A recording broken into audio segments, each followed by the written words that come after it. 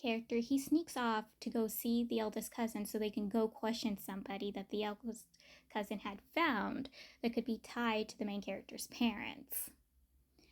And he lies to the male lead. Yes, the male lead has repeatedly told him to stay away from the eldest cousin, so he has to lie to see the eldest cousin.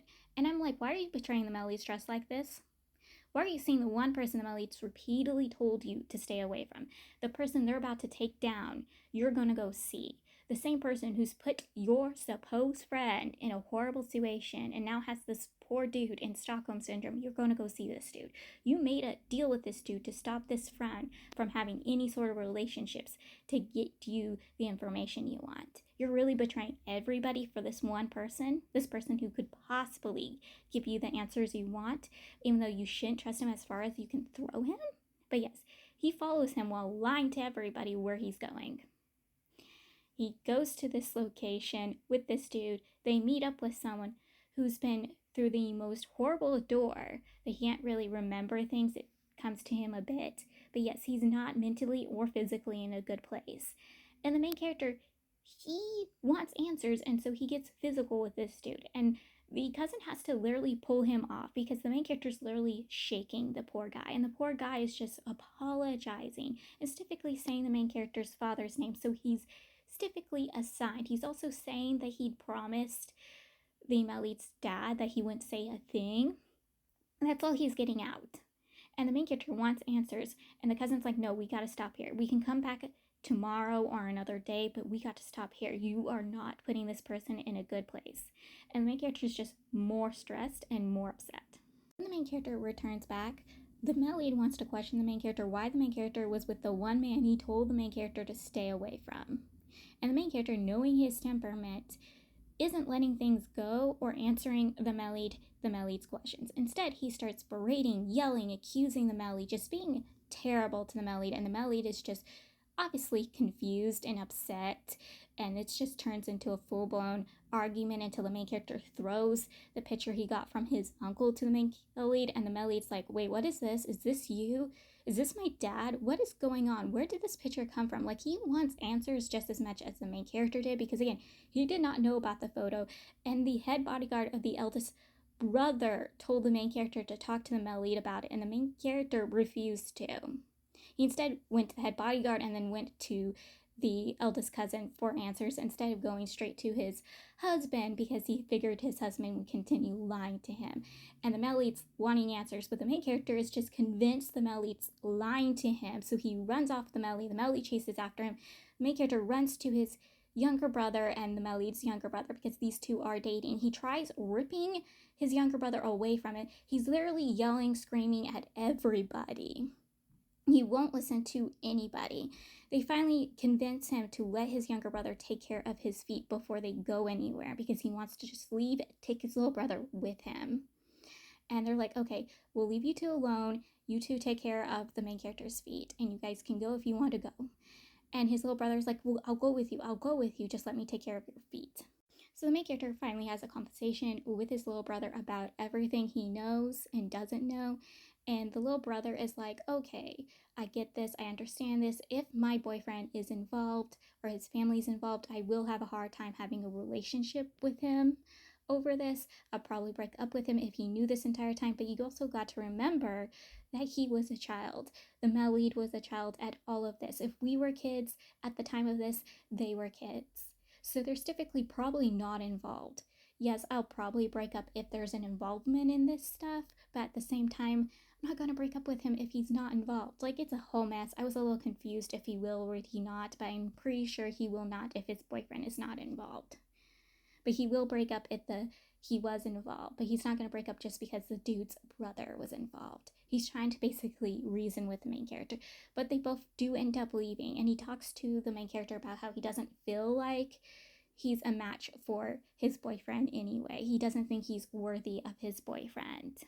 The main character and his brother, they decide to go to their financially abusive uncle for information, and they pay him to tell them. He tells them that the male lead's family was supposed to stay far away from the main character and his brother. That was the promise they made, and the male lead's father broke that promise when he hunted the uncle down, when the uncle put himself in debt in the Melly's family's casino and told him, hey, we'll just pretend this whole dead thingy doesn't really exist if he goes through this whole blackmail lie thing to basically force the main character and his little brother back into the hands of the Melly's father. Yes.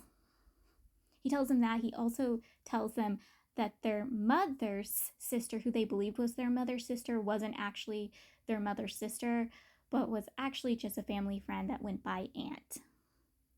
And he doesn't really give all explanation of who their mother's family is before he is killed. And the male lead comes in and takes him away, and the main character tries accusing him of killing the uncle, and he's like, I didn't do that, I came to rescue you. Whoever killed your uncle, I don't know who it is, but I informed, my father's head bodyguard what was going on beforehand when we came to get you guys, and next thing I know, your uncle is dead. So most likely the Melly's father and his head bodyguard got rid of the uncle. Another conversation they had with their uncle before he got was the fact that the main character was there that day.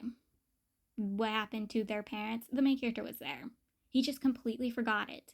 It's just completely wiped out of his memory, because again, when you go through something traumatic, you completely forget it. And also the main character was a small child at the time, so yes, he forgot everything, but he knows, and he's just getting little flashes here and there of what happened that day.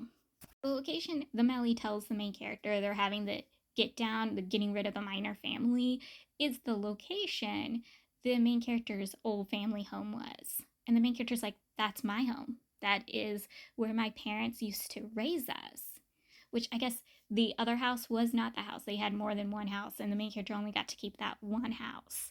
But yes, they go to this house, and the main character wants to go in by himself, so they let him go in first, and he's looking everywhere, he's remembering stuff, he falls to his knee because he can't handle it. The Melly does come in because he's worried for the main character and sits down with the main character, and that's when the Melly's father shows up and the main character's hysterical, and that's when the uncle and the minor family shows up, and it's a whole thing. Everyone's confronting each other, they're accusing each other, guns are being pointed. The main character has a gun, he's pointing it at the Melly's dad, and then later he points it at the Melly's uncle. He wants answers from both of them. They're both accusing each other of the death of the main character's father, not his mother, his father. And the main character's getting flashbacks of all three men getting into a spat, an argument, because the main character's father and mother both want to leave the family and go and have their own business. And the Melly's father and uncle are refusing to allow them to. And this gets into a physical altercation. And the main character's father's basically egging these two already frustrated and angry men at him, who have bodyguards and have each other to support each other on. Like, it was not great. The main character's dad ends up dying by the hands of the uncle. Though we can't be so sure if the main character's flashes are correct or the words of either two men are being said. Also, supposedly the main character's mother got dragged off with the main character's younger brother, took to a location, and was held imprisoned by the uncle, by the words of the father, but the uncle's also accusing him of the same thing. And like, this leads to the promise of the Melly's family leaving the main character and his brother alone, because the mom ends up getting rid of herself, dying by her own hands to get away from both men. But we're not sure if she wanted to get rid of which brother.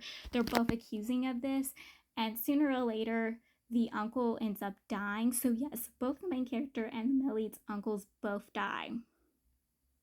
It's a whole thing. And like, the eldest cousin had to witness his own father's death, which, breaks him.